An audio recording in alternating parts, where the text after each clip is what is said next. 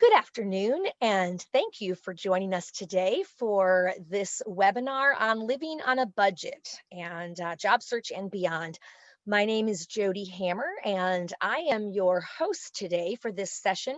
I also work as the Career Services Specialist for the Global Reentry program that is part of the National Peace Corps Association. So my job is fortunately to be able to work with all of you, RPCVs, those that have been evacuated from service this year and beyond, and help you in areas of career and transition.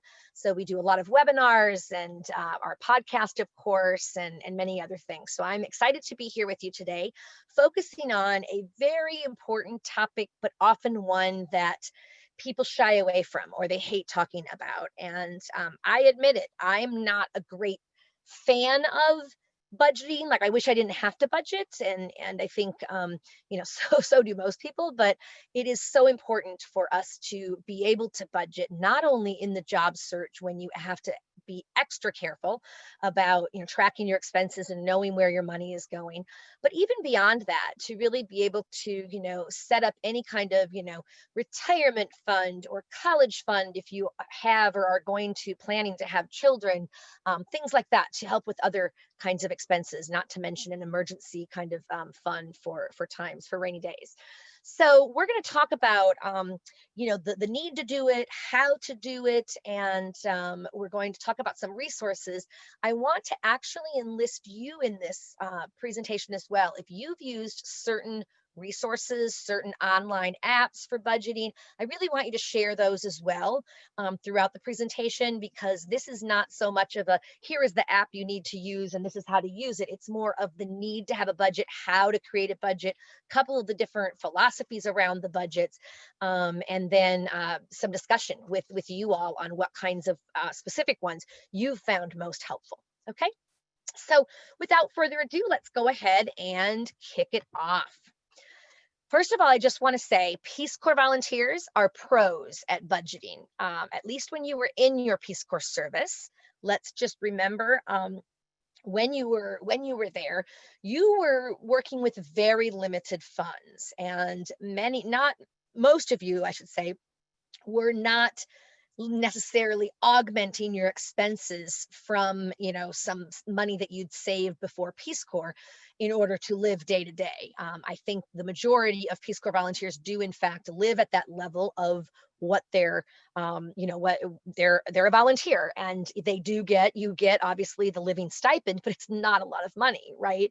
And it's enough in that country to pay for your basic bills and such, but not have all of the extras that we maybe have here, and you get back and there's suddenly cable and this and all these other things that all have expenses.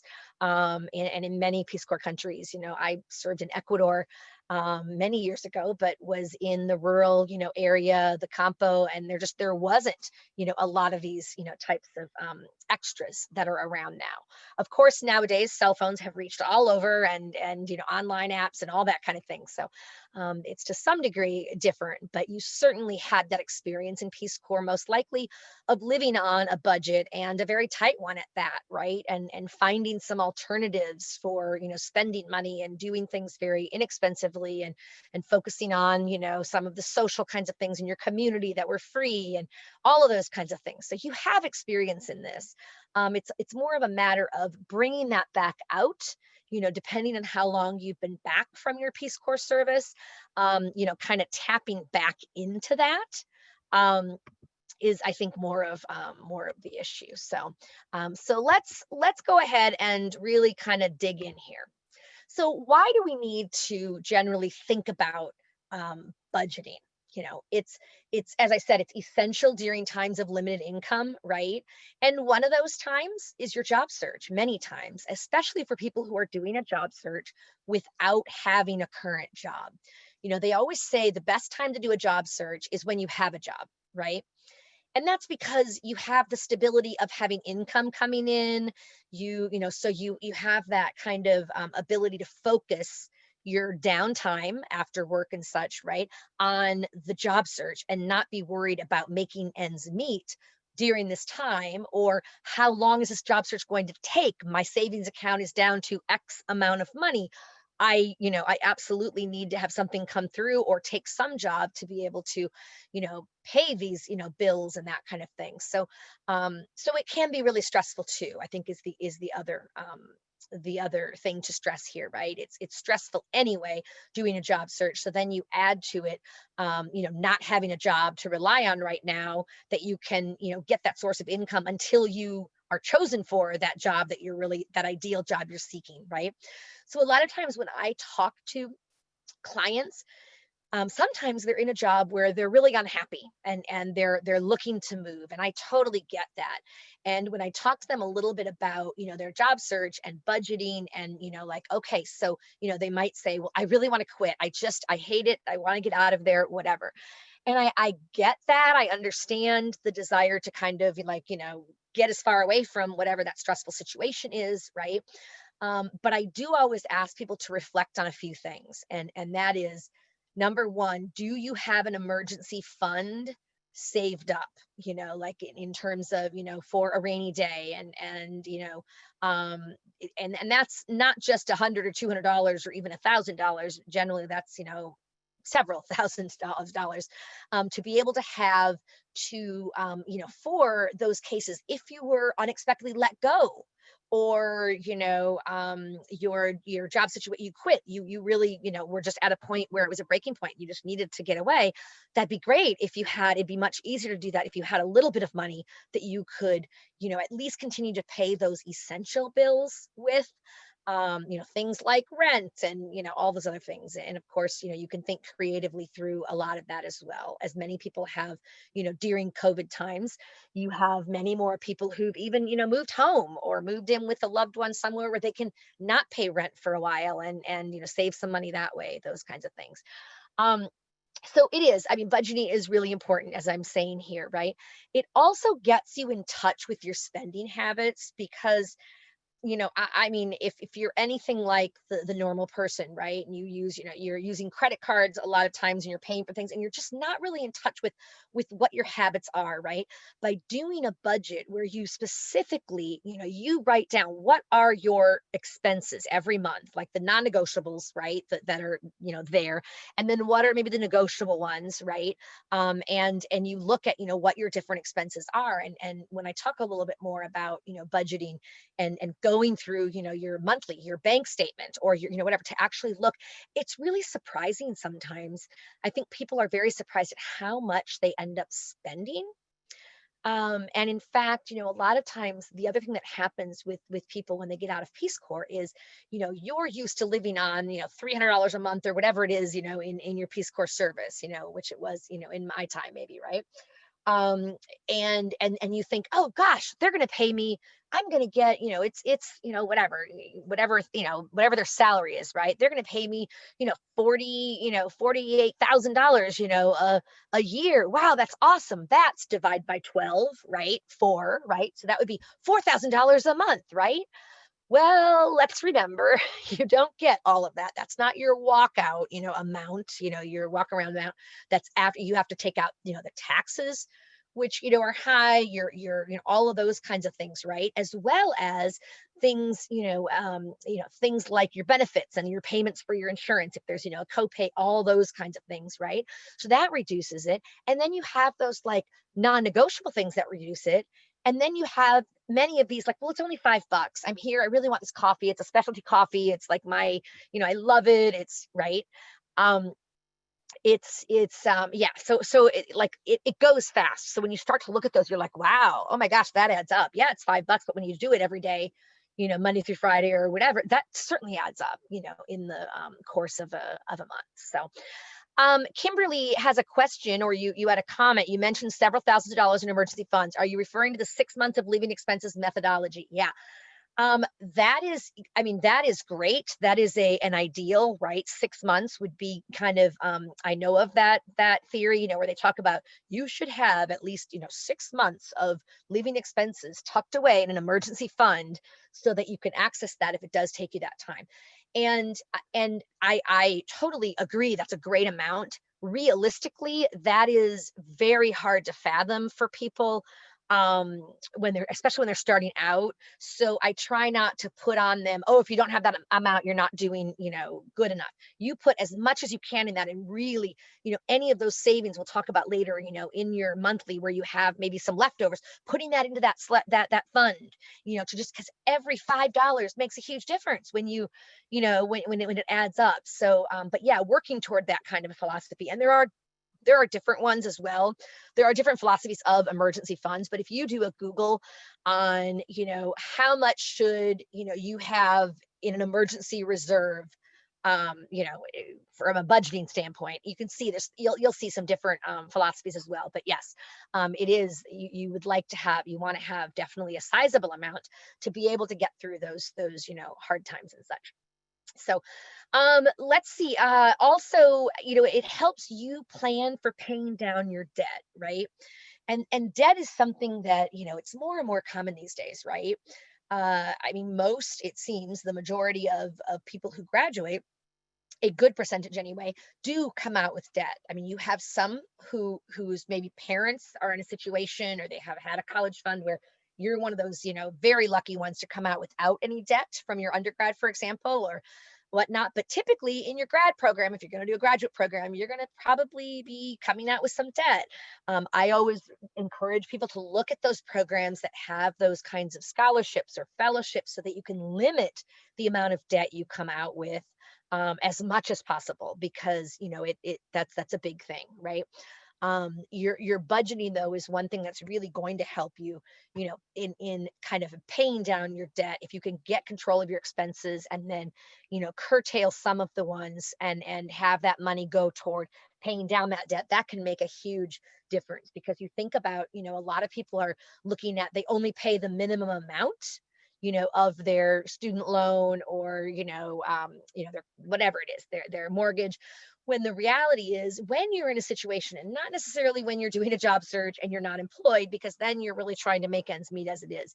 But once you get that next job, this is just kind of a preview. If you can plan on making, even an extra payment, an extra payment on your, student loans, per, year, or two extra payments or whatever, that is can make an incredible difference on the amount that you pay overall, because of this thing called compound interest, right? As I think many have learned the hard way, when you see that debt, you get out of college and you have, thousands of dollars in debt, right? And then you pay off for 5, 10 years, whatever. And then you see it and you still have so much, because you're just paying that interest off oftentimes. So that's really frustrating. So that's part of kind of getting control of your spending as well. And I would refer any of you to listen to one of our podcasts that we did, which I think is one that's just going to be uploaded now. It was by it was a conversation with the Money Gal, and she's an RPCV, and she had had debt and all of that, and she went to Peace Corps. And while she was in Peace Corps, she kind of got really vigilant about, like debt, and trying to get out from all of this and whatever. And she literally ended up paying off, what was it, 46 when she got back, and then she was working and such.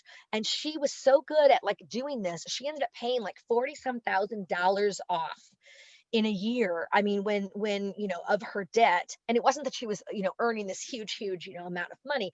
But if you listen to that podcast, I think you'll find value in it. If you're, for anyone who's looking to kind of get out from under that debt, or look for ways to kind of, work toward that, because that is something that follows you, and it follows you throughout your life, right? It impacts your amount of credit that you have available to take, which can impact when you want to, buy a house and things like that. So, try to kind of break that cycle is always great. So, um, how, and first I want to explain the graphic here. We look at debt, right? And there's so many different kinds of debt, right?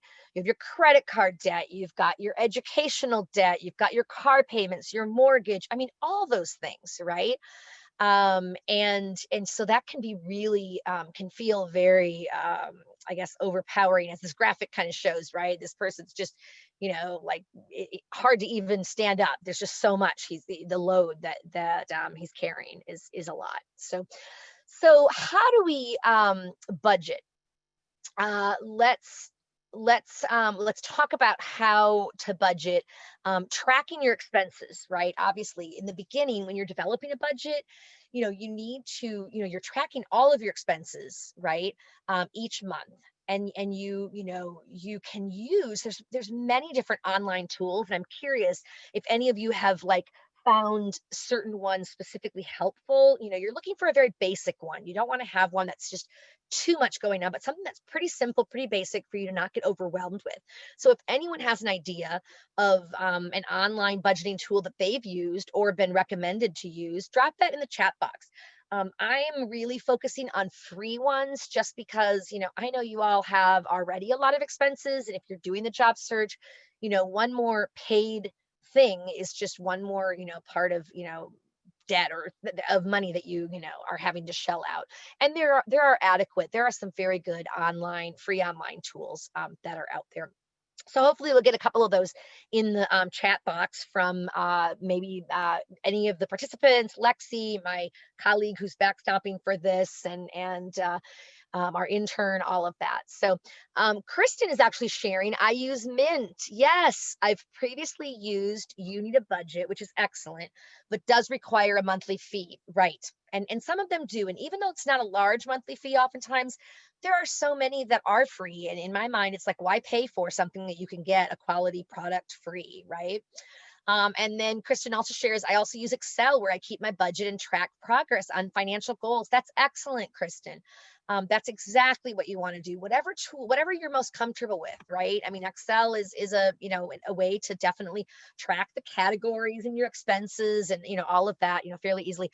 And I've heard really good things about Mint. I have not used it myself, but I've heard very good things about it, and I believe that is one of the free ones, which I think you're sharing here as well. So thank you, Kristen, for helping with that. And then Kate indicates, I used to use great apps that break down budget categories. Absolutely. Now my bank offers breakdowns within their app. That's specific and helpful. That's a really good point to bring up. Thank you, Kate.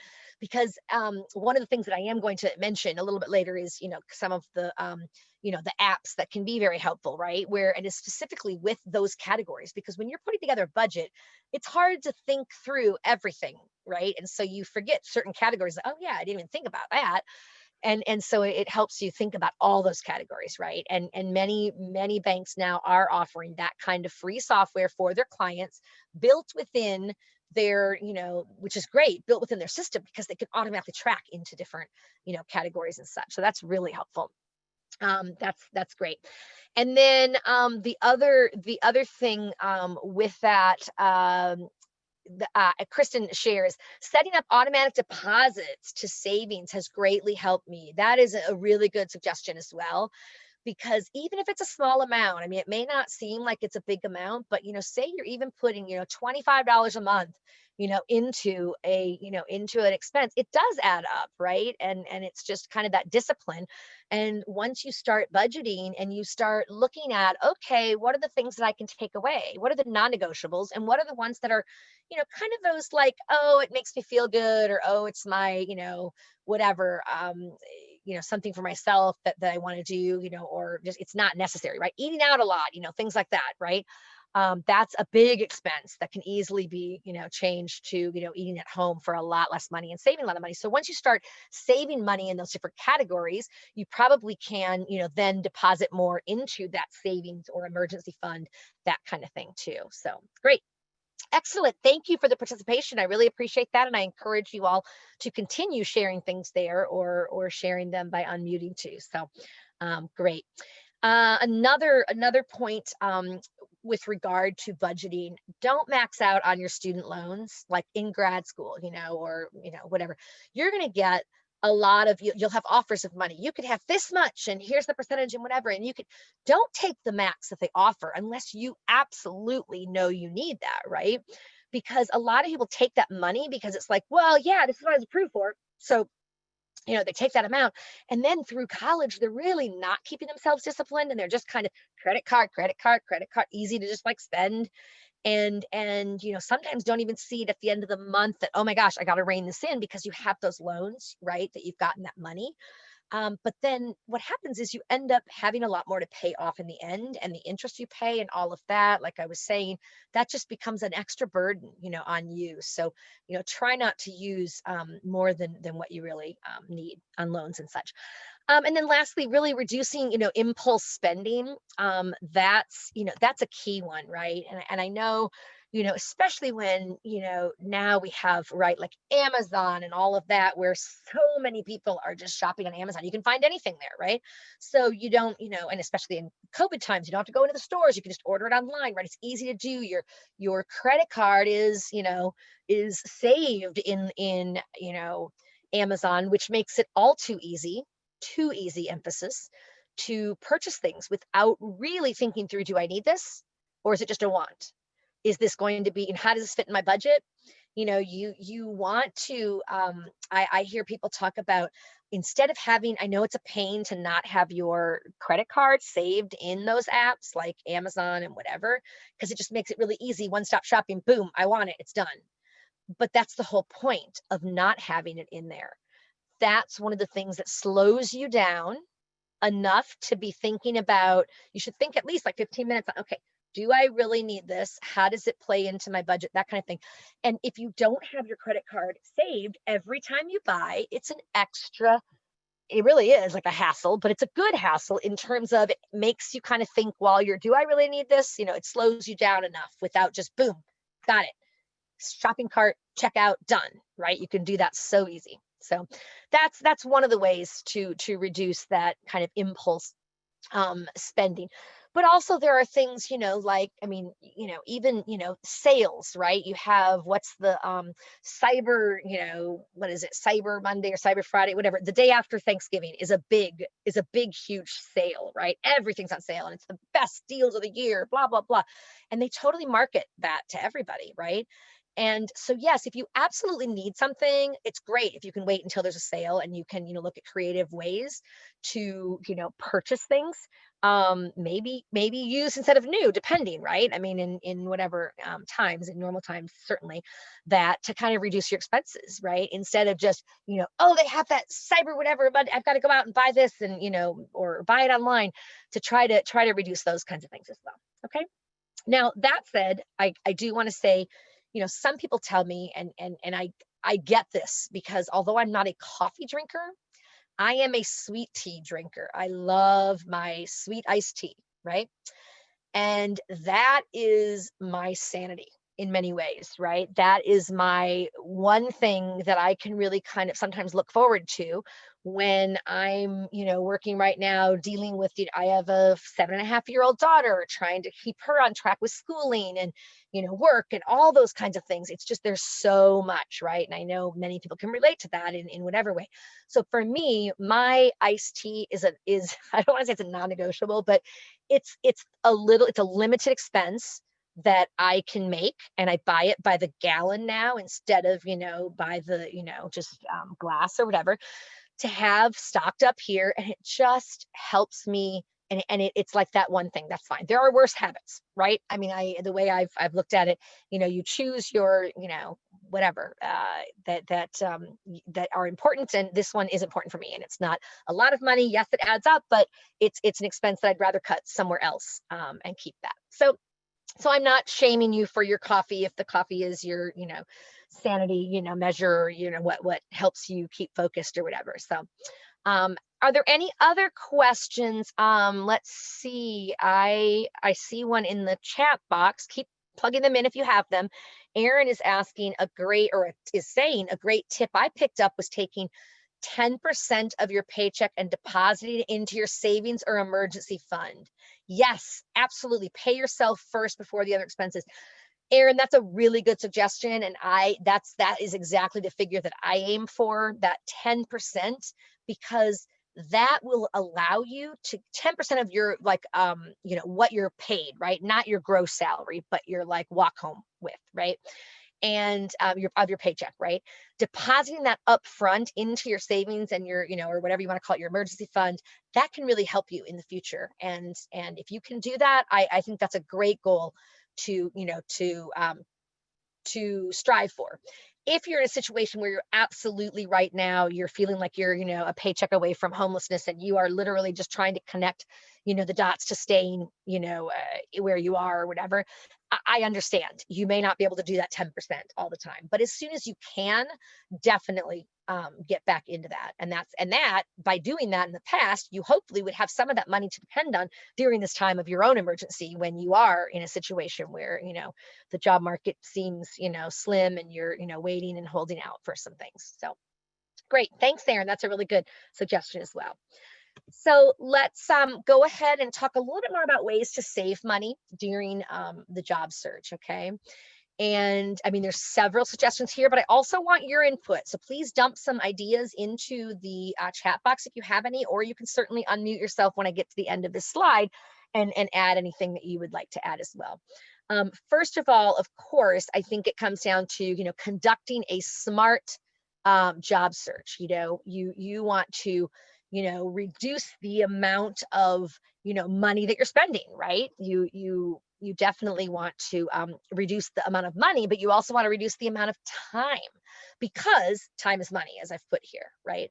So if you can conduct a smart job search and really keep focused, keep your head in the game, put those applications out, do a great job of tailoring them, making those points, all of that, you can reduce, ideally or theoretically, it should take you less time than your standard job seeker to get something.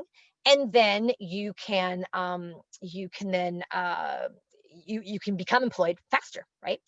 Also, reconnecting with your alma mater. There's many free resources in your colleges, your undergrad, for example. And if you've done a graduate degree, of course, connect with them, reconnect with them. But even your undergrad, if you've done it several years ago, many years ago, right? They oftentimes have, in fact, they generally have some free resources that are available for everyone, all of their grads. Like that's just something that they offer. It's one of the benefits, right? They may not be able to offer you the one-on-one in-person career coaching or career counseling, that kind of thing, but they can oftentimes connect you with the resources that are free and tap you into some of their events that are going on and maybe even a career fair, things like that. So definitely don't forget about them, and that should be pretty much free to you based on the fact that you went to school there. Using some of the free, and I'm emphasizing, you see here, right? Free job search apps, right? The free ones like Idealist, Indeed, LinkedIn, their free version, because remember, LinkedIn has a paid version, which is their kind of bonus. It's their expanded one, which is fine, but it's really most valuable. I think for recruiters, they get a lot out of it. But for the job seeker, you can certainly get what you need to out of it and use it to its pretty much full extent with having the free version. If you know a little bit about how to, once you do a people search where you search for, people, former employer, whatever company, Peace Corps, for example, and current company, whatever the company is that you're looking to work at, you do that and you get it. Instead of clicking on the results there, if you copy their URL or their name and you do a search separately, opening a new window, supposedly it doesn't count toward your limited amount that you have under the free version. You have a limited amount of those searches that you could do per month. Whereas with the paid version, which is kind of pricey, I forget if anyone knows what it is offhand. I mean, it was like 30 some or 20, whatever per month. And that's an expense that, you could redirect that to something else that you need and really do the free version. Another bonus to know is that with LinkedIn, you can actually do they'll give you a 1 month free trial. So if you're good at remembering that kind of thing, do it for a month. Choose a month when you can really just put that to work and you can really focus on, use it to the unlimited, searches, all of that, use it for what it is, and then save the information, get connected with those people before that 1 month runs out, right? Or finish what you want to do, then cancel it before the 1 month period, because otherwise, guess what happens? It's a free trial, but they require you to give your credit card information, and then they'll start charging you after a month. And a lot of people forget to do that. And a lot of people don't even realize it for months that they're being charged. And then they start to do a budget like what we're talking about today. And suddenly it's like, oh my gosh, I forgot about that. So that's a way to work around it as well.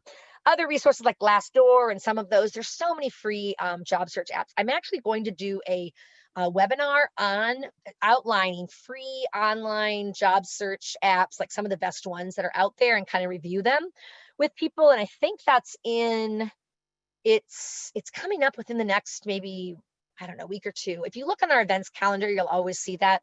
Lexi, can you just drop in there the peacecorpsconnect.org/events? Just the URL, just the link to that, so people can definitely see what our upcoming events are and such. Yeah, Um, cool. what's that? Oh, I just said Thank you yes. so much. Yeah. Yeah, peacecorpsconnect.org/events. Okay.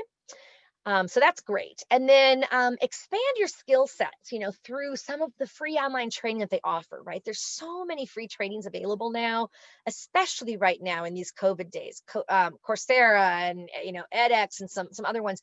There's a lot of really cool free trainings, right? And some of them are, I mean, offered by these like major institutions, like really well known, Harvard and awesome places. Now, some of them will have where it's free to take the course. If you want the certificate, you would have to pay for that.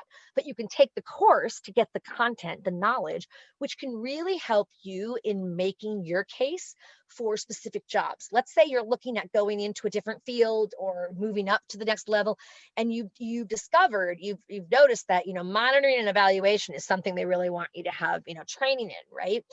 So you could take one of these courses that could then be, stuff for you, fodder for your resume, for you to put in there on training. And, you could really emphasize that you've been trained in XYZ. If there's a program or, something, they want you to know, whatever it is, one of the pivot tables in Excel or something, you could take a course on that or do some research on how to, go through it, watch some videos, so that you can then make a case for, knowing that information. And that can just help you be more qualified for the jobs that you're going for, or the ones that you're wanting to go for in the future. So I think that can be super helpful, taking advantage of that time. And I know that the job search is a full-time job, as we always say, but by that I do not mean that I would never say the job search is something you should be literally doing in front of your computer and doing resumes and sending them out and cover letters and applying for jobs and all of that for 40 hours a week. It's a lot more than that. It's the networking, which much of that can take place online now, right? As well, with, especially with COVID, it is, right? So doing those kinds of things as well, that contribute to it, and expanding your skill set is something that's integral to you being considered for some of those jobs.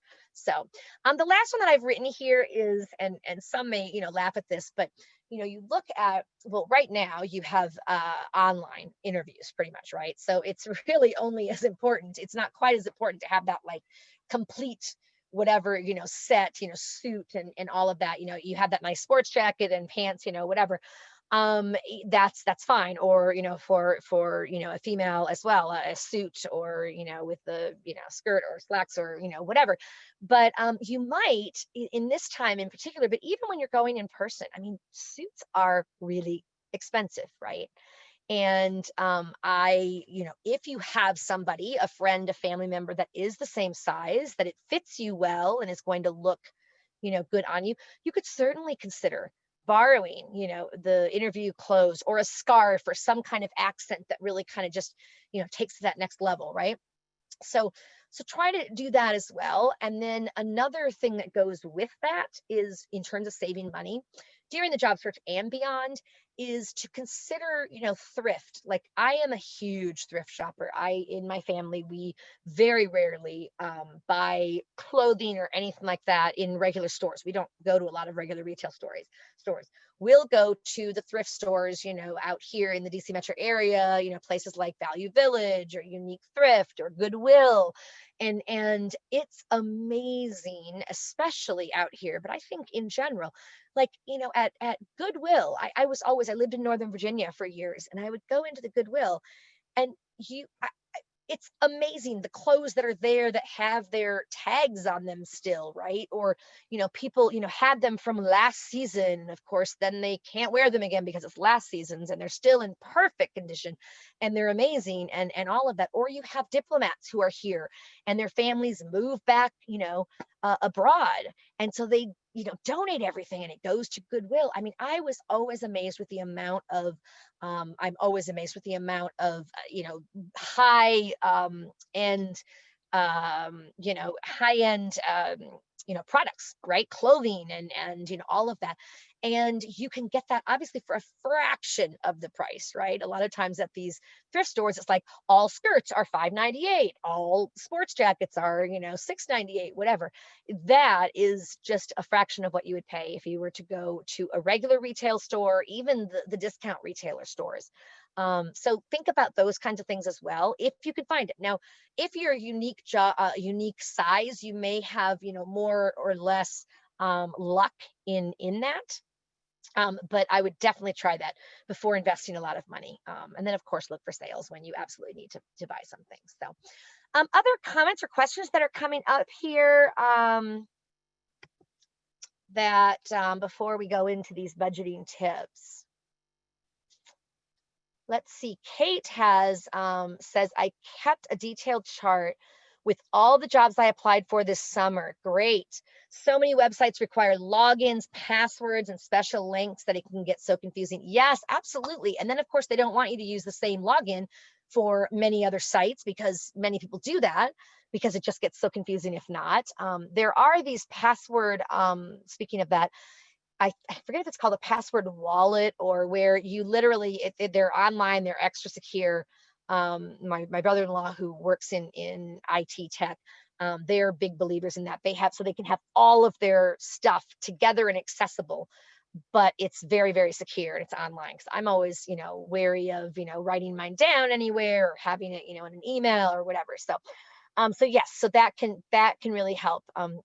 Having all that information about the jobs and the job description linked, but also linked to where you saved the description on your own laptop, not just to the website, because a lot of times that disappears when the job closes, right? So your columns that you use, that's great. Were website, login info, date applied, good. Cover letter and resume notes, okay. Job description, compensation, and contact infos. Great. When I received any follow-up emails, you made notes in the chart. That is awesome. That is really wise. And one question for you: you said your job, you kept your cover letter and resume notes, or a link to the actual cover letter that you used and the resume. That's what I guess I generally would say, put in the actual cover letter you use, because you're going to be really tailoring that, right? So but yes, also some notes if that's important too. Great. And then with the salary and all of that, yeah, helped you decide on compensation decisions. That's wonderful. Kate, that's a really great idea. I'm glad to hear that you did that and you had luck with it and it felt good doing it, right? Because it's all there together. And I always say to people, it doesn't matter if it's like the prettiest Excel document. I mean, it can be a huge, when you're putting all this stuff in, it's not going to fit on one page for you to print it, but you don't have to. You're really looking at it online, right? So you just want all of that information there so that you can have it at moment's notice and easy access to be able to go through and then make those decisions eventually, right? About things like compensation and all of that. That's going to help you a lot more. Great, Kate. That's excellent. I really appreciate that. Any other questions at this point? You're welcome to unmute yourself or dump it in the chat box and we can answer. I'm happy to answer some more before we dive into some of these budgeting tips.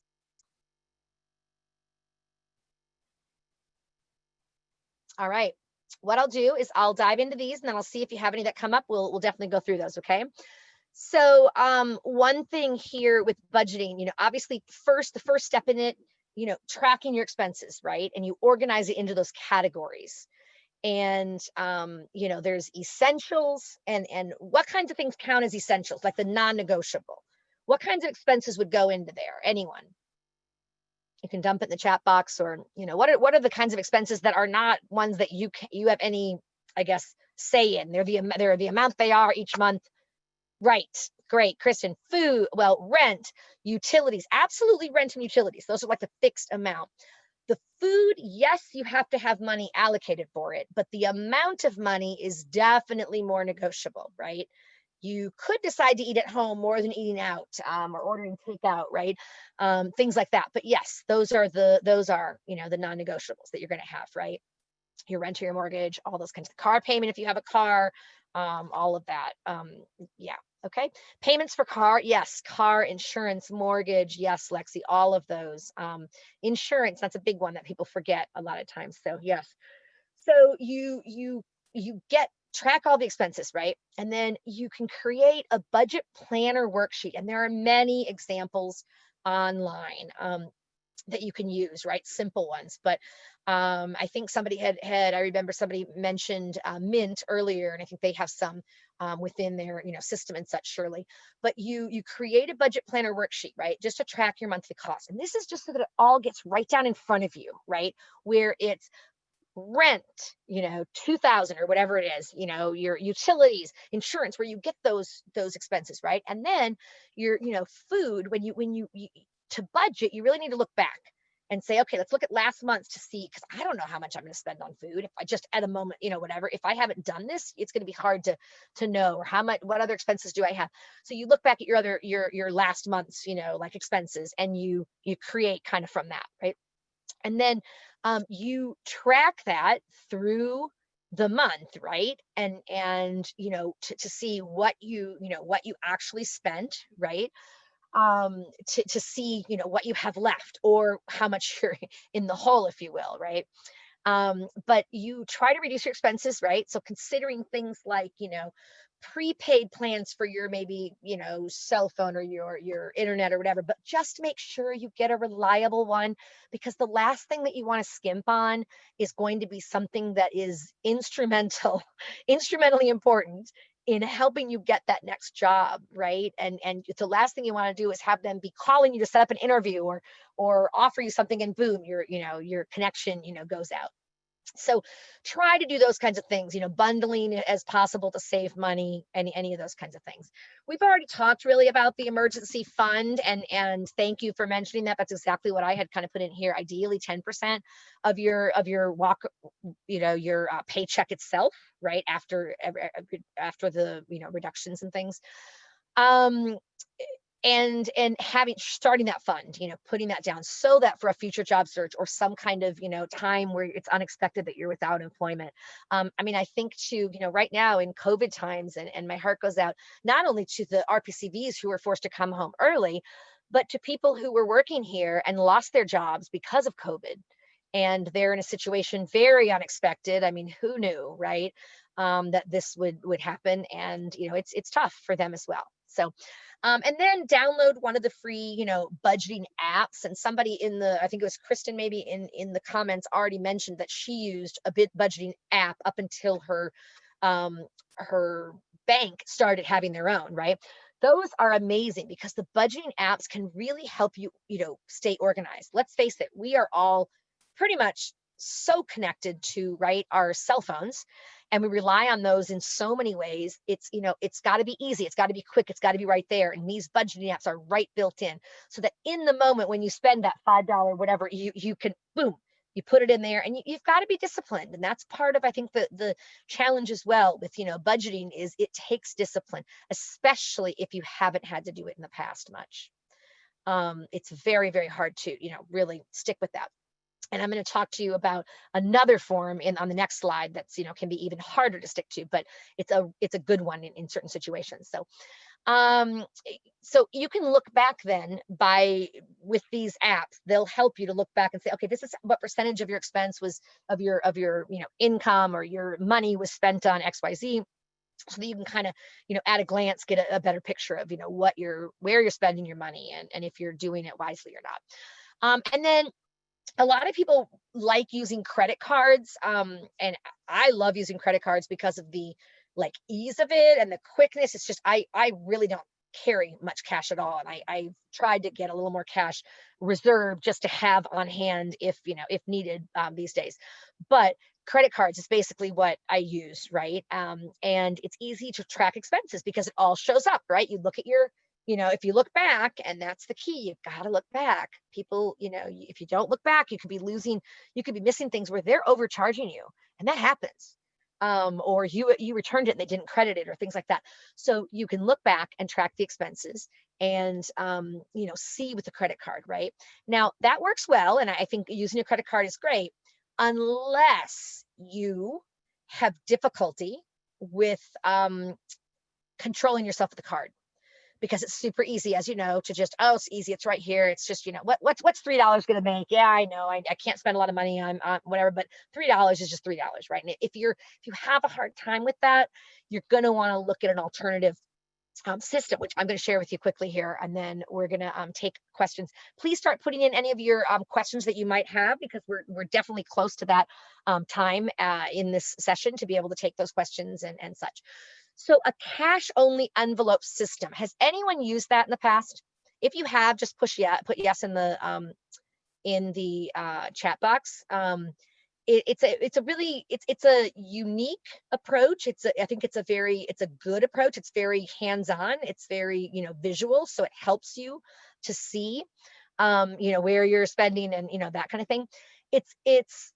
You basically use cash only, with the exception, it doesn't mean that you're going to pay your mortgage with cash, right? You're going to still have those kinds of things where with the bank, but any of those other expenses where usually you'd whip out your card, you would use cash as well. So Kimberly says that you have used one. Great. Would you, and not to put you on the spot, but if you're open to sharing just a minute or two, your experience, like how did you do it? Like, you had your cash only system. How was it for you? I'd love to hear.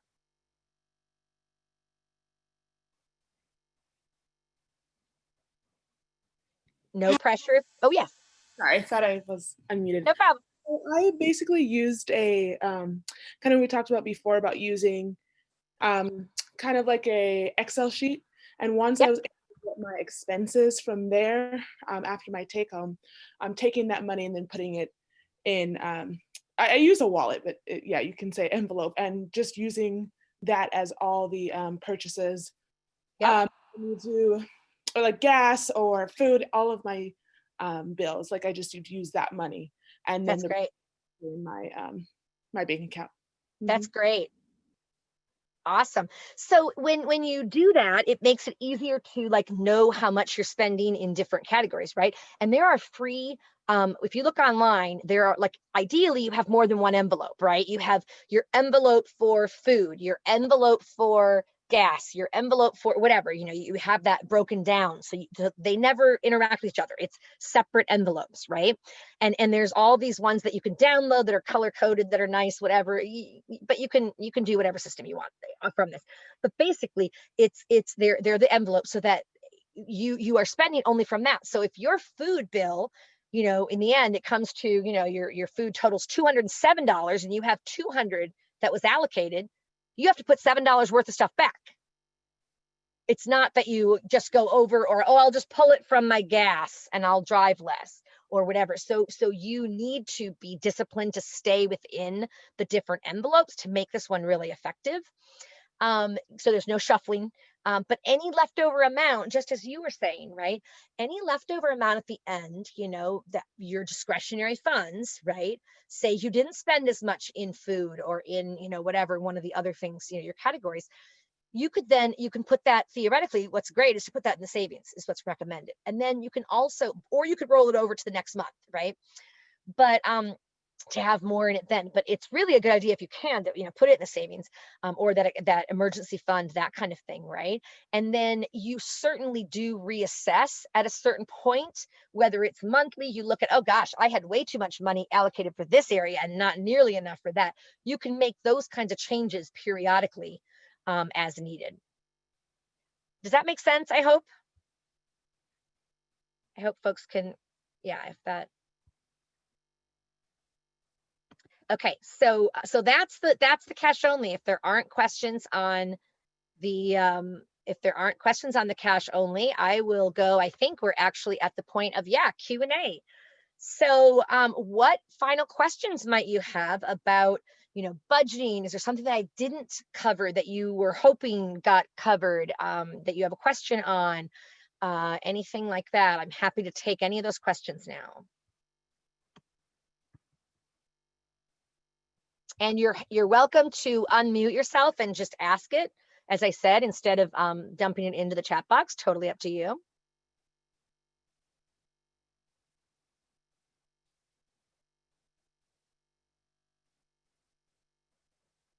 Lexi, have I missed anything on, I tried to go through, I think I got most of them, but if there's any that I missed, feel free to share them with me.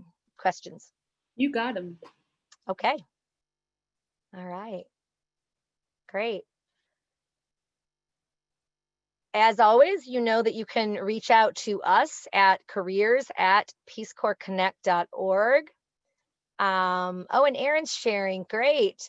If you're looking for a free budgeting template, here's one. www.subscribepage.com/HeyBurnett. Burn a template. Okay, great. Thank you. Now, if anyone wants to download, I always recommend, when we're doing the live recording, if you do want to download the chat box, it allows you to see any of those, items from the, like that link, those kind of things. So you're always welcome to download that by just going to the 3 dots that are below in the Zoom, chat area. Click on that and then just click on download, download chat, and it'll download that for you. So great. Any final question, final call up for questions? We're gonna end right on time here, I guess. That's great. All right. So thanks everyone for being here today, and we are excited to be doing additional programming and such. Next week we will be doing a podcast. It's the Ask the Career Coaches. So it's Dr. Rhonda Anstead and myself. We always do that one. That'll be on Wednesday at 12:30 p.m. And you're welcome to sit in on the live recording if you want. Bring your questions, all of that. We always look forward to seeing you here. And please check out our events page. Again, the events calendar at peacecorpsconnect.org/events. And you'll see any and all of our events. We have a lot of really good events coming up this month as well. Oh, and a plug really quickly too we have an awesome job search boot camp. It's Jumpstart Your Career Job Search Boot Camp. It's going to be run by Dr. Rhonda Anstead, my colleague, a consultant with us, and I'll be on that one as well. And it's going to be a great. It should be a really great session. It's actually a 4-part series. And it starts November 5th, and it starts next Thursday, and then it's 4 Thursdays. We won't meet on Thanksgiving Day, of course. We'll let you off for that one.